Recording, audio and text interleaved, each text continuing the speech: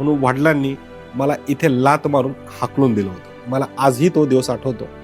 Luckily मला एका हॉटेलमध्ये as a beer bar waiter म्हणून तिथं मला काम मिळालं. खेळत असताना पोलिसांनी आम्हाला फटकारलं होतं, मारलं होतं. वकिलाची पॉवर काय असते हे मला माहीत झालं आणि तिथून वकीलच व्हायचं हे मी ठरवलं होतं. परंतु बीड हे असं शहर आहे की जिथे फक्त राजकारण, सबरे तो दोफेरगोश, शाम्य बेहोश या वस्तूंवर खर्च होणारा शहर. एक दिवस मी कसा जगतोय हे ते बघण्यासाठी माझे वडील आले सुद्धा. त्यांनी मला बाहेर हॉटेलमध्ये जेवण खाऊ घातलं. मी तुला भविष्यात मदत करेल असंही सांगितलं. परंतु नंतर त्यांची कधी मदत आली नाही. मनोज जरांगे पाटील या व्यक्तीचं काम माझ्याकडे आलं. अतिशय साधारण व्यक्ती, सळपातळ व्यक्ती. या माणसाची केस लढावी यासाठी गणेश मस्के, माझा मित्र, जिवलग मित्र, त्याने ती केस माझ्याकडे आणली आणि आम्ही त्या व्यक्तीसाठी एक केस लढलो.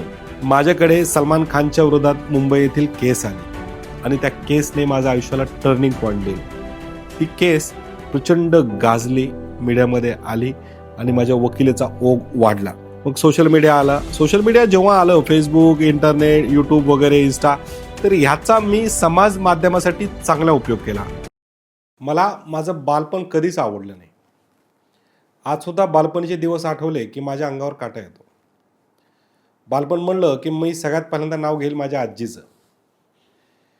माझा बाप आणि आई दोघंही खूप शिस्तीप्रिय, मुस्लिम समाजातील विचारवंत.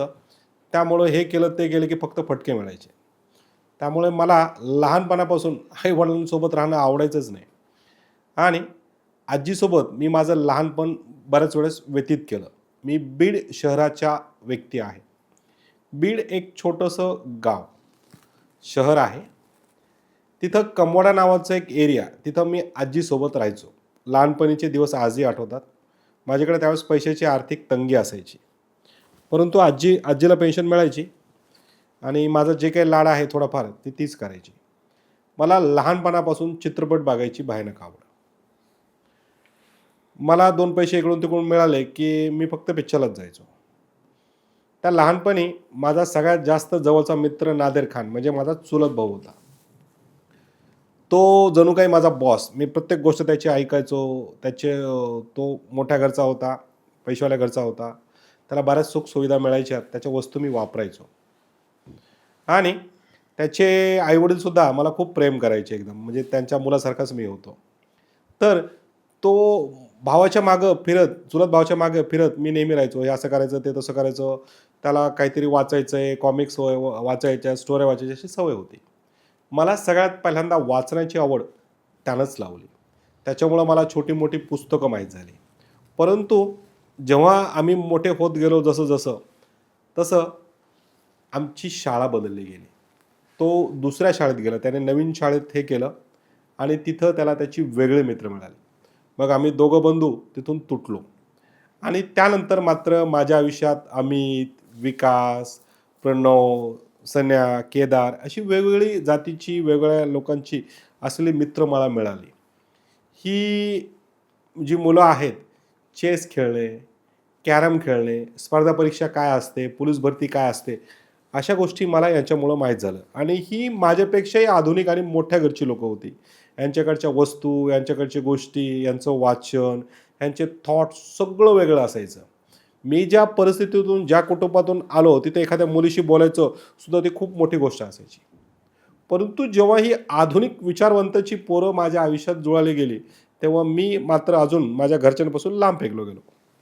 मग ह्या मुलांकडून नवीन-नवीन गोष्टी शिकायला मिळाल्या. माझा जिवलग मित्र, त्याचे वडील सरकारी वकील होते. त्यांच्याकडून मला पहिल्यांदा माहीत झालं की काळा कोट काय असतो.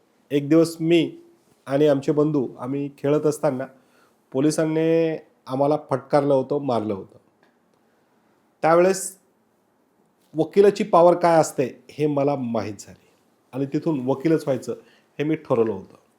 परंतु बीड हे असं शहर आहे की जिथे फक्त राजकारण, सबरे तो दोफेरगोश, शाम्य बेहोश या वस्तूंवर खर्च होणारा शहर आहे.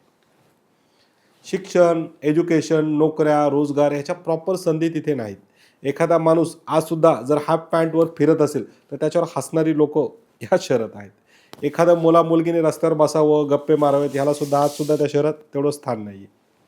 मग मला वकील होण्यासाठी आत्ताचं छत्रपती संभाजीनगर, पूर्वीचं औरंगाबाद हे शहर माहीत झालं आणि मला त्या शहराची ओढ लागली. मी जेव्हा घरच्यांना सांगितलं, की मला वकील व्हायचं आहे, तर घरच्यांनी मला कुठल्याही प्रकारचं सहकार्य केलं नाही.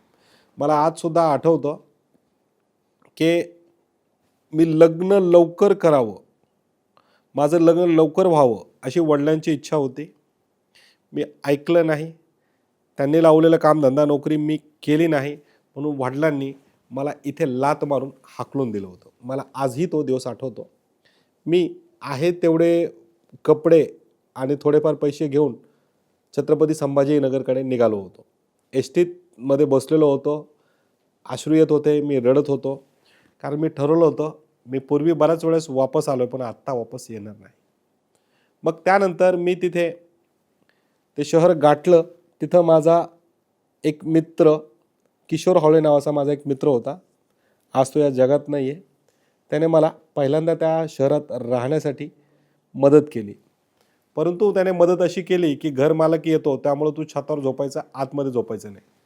त्यामुळं उन्हाळ्याचे दिवस रात्री मी छतावर झोपायचो आणि सकाळी गुपचूप उठून रेडी होऊन मी बाहेर निघून जायचो. छोटा-मोठा काम बघायचो आणि आपलं आयुष्य चालवायचो.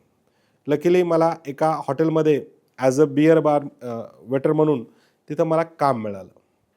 ते काम मिळाल्यामुळं मला थोडाफार आधार झाला, खायला वगैरे मिळू लागलं आणि मी सगळ्यात पहिल्यांदा पैठण गेट येथील बसेरा हॉस्टेल नावाचं एक छोटंसं हॉस्टेल होतं. खटमल वगैरे असायची. तिथे कॉट बेसिक अंधाऱ्या खोलीत मला राहण्यासाठी जागा मिळाली. माझी इच्छाशक्ती दांडगत होती. वडिलांनी हाकलून दिलेलं आहे. मला कुठल्याही परिस्थितीत वापस जायचं नव्हतं. कारण मला त्या शहरात गेल्यावर परत अपयश, अपमान ह्या गोष्टी पाहायच्या नव्हत्या. आईची खूप आठवण यायची. परंतु स्वतःच्या मनावर ताबा ठेवला आणि तिथे मी आहे ती नोकरी पकडली. परंतु मला वकील होण्यासाठी मी तिथे आलो होतो. माझं स्वप्न होतं, की आपण इथे आलोय तर आपल्याला वकील होऊनच वापस जायचं आहे. मग मी रात्री काम करणे आणि सकाळी कोर्टात चक्कर मारणे. मी हायकोर्टात जायचो. खालच्या कोर्टात मला कोणी ओळखायचं नाही आणि हायकोर्टातसुद्धा जाण्याचं कारण एक होतं, की आमच्या शहराचं कोणीतरी मला तिथं मिळायचं. मग चहा-पाणी व्हायचा, गप्पा-टप्पा व्हायच्या आणि गावाकडची एक आठवण यायची, म्हणून मला ते आवडायचं. मी हायकोर्टात तिथे रोज जाऊ लागलो आणि एखाद्या वकिलाकडे काम मिळेल का हे पाहू लागलो. कारण हायकोर्टात वकिलांकडे त्यांचे खाजगी क्लार्क असतात. त्यांचे खाजगी क्लार्क 200, 500, ₹100 रोज कमवतात. त्यांना छान उत्पन्न असतं आणि भविष्यात वकिलीसाठी कामी येईल, असं मला जाणवलं. परंतु मला तिथं कोणी ठेवून घ्यायला तयार नव्हता. मी माझं स्ट्रगल करत होतो. एक दिवस मी हायकोर्टाच्या बाहेर बसलेलो असताना कंट्रोल होत नव्हतं, की आपण एवढे म्हणजे आपण एवढे दुर्लभ, आपल्या हातात हतबल आहोत, हे कसं? आपण का यशस्वी होऊ शकत नाही? अशा विचारात मी बसलो होतो. आणि मला माझे एक जुने शिक्षक तिथं भेटले. त्याने बोलले, "ए काय करतो रे? कशाला बसला इथं?" मग त्याने पाठीवर खांद्यावर हात ठेवला. "चल तुला चहा पाजतो." त्यांना माझ्या अवतारून माझी परिस्थिती जाणवली. त्यांनी बघितलं माझ्या चप्पलला सुतळी बांधलेली होती. मग मी त्यांना सांगितलं, "सर तुमची तर ओळखी आहेत. मला ठेवा कोणाकडे तरी कामाला." मग त्याने सांगितलं, "बघ मी तुला एक महिला वकील आहे, ती संपर्क देतो. ती ठेवेल नाही ठेवेल हा तुझा भाग आहे. पण जाऊन भेट." मला खूप भारी वाटलं. मी ते कार्ड घेतलं. दुसऱ्या दिवशी त्या मॅडमकडे गेलो. तर ती म्हणली, "वाजेद मेरे पास तो बहुत कम काम है. मैं खुद बहुत कम काम करती हूँ. लेकिन मैं आपको एक वकील का नंबर देती हूँ. उनसे जाकर मिलो." त्यानंतर मी अता मुस्तफा, संभाजीनगरचे खूप दिग्गज वकिलांमधलं एक नाव, त्यांच्याकडे त्यांनी मला पाठवलं. मी गेलो. त्यांच्या ऑफिसमध्ये ते बसलेले होते. त्यांनी माझ्याकडे बघितलं, माझं अवतारून बघितलं आणि ते कामात व्यस्त होते. त्यांनी मला सांगितलं, की "जा अपने ऑफिस के नीचे एक होटल है. तू पहले चाय-वाय पी उधर. बिल मैं देता हूँ, बाद में आना."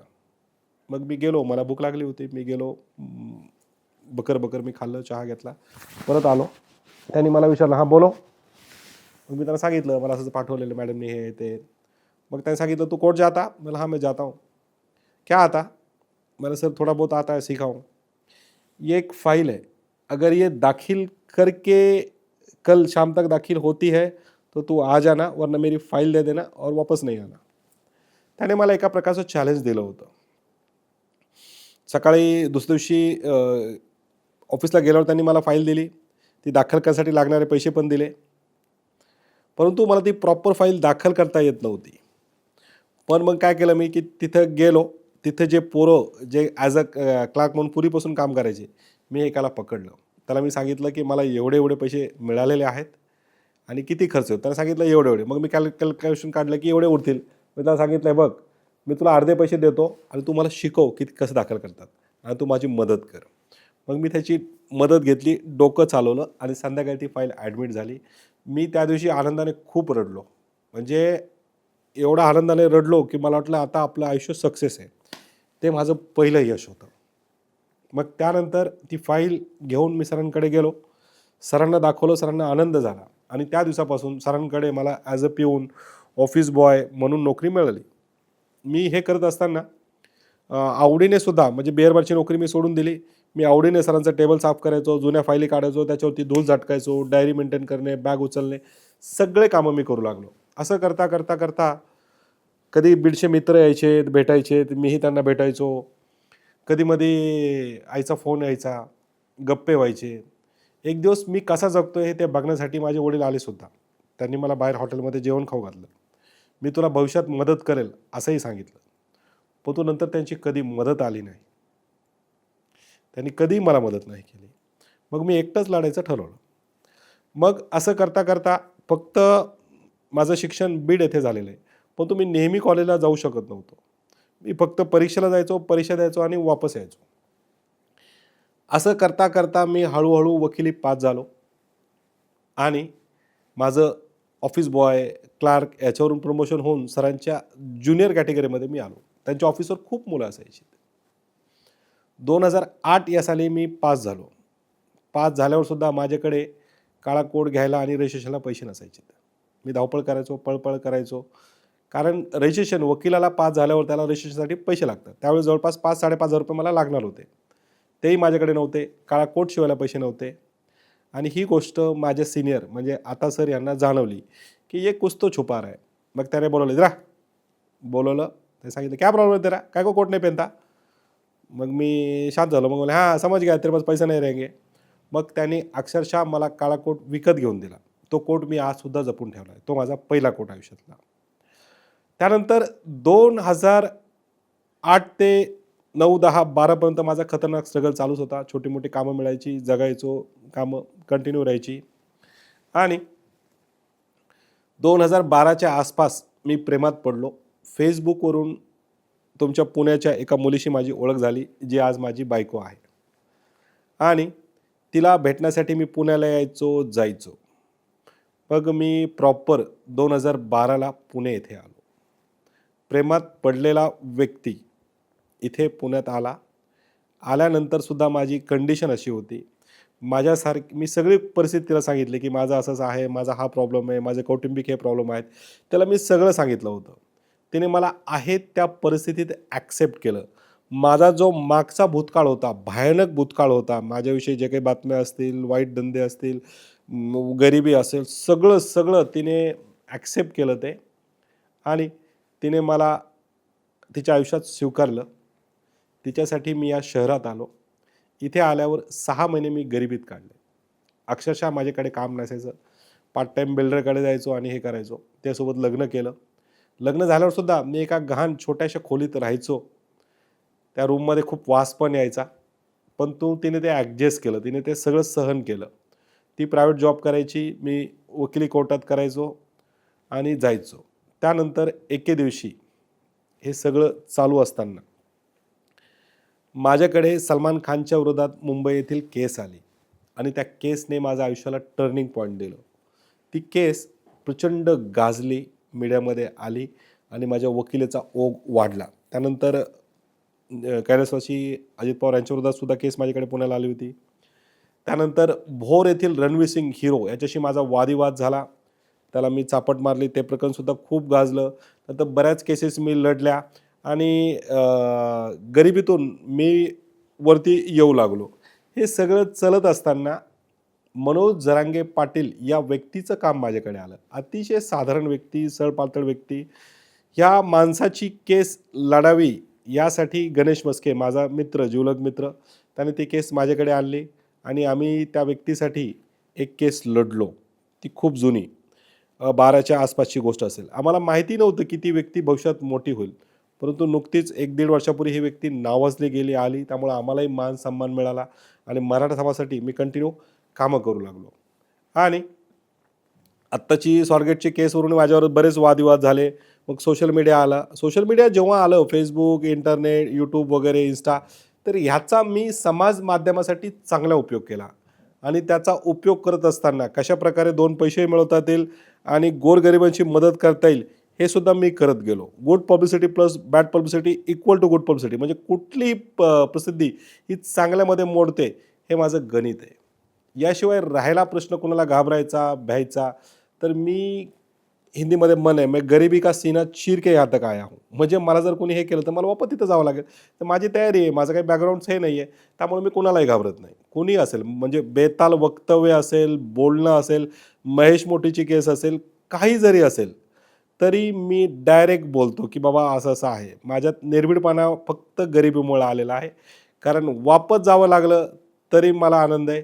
कारण मी जे आलोय ते फक्त डेअरिंगमुळे इथपर्यंत आलोय आणि गोरगरिबांच्या प्रेमामुळं. आज सोशल मीडियामुळं म्हणा किंवा माझ्या चांगल्या कामामुळं म्हणा, ज्या केसेस मी गोरगरिबांसाठी लढलेल्या आहेत, तर माझा फ्रेंड सर्कल, मित्रमंडळी एवढे जमलेले आहेत की मला त्यांचा बॅकबोन आहे.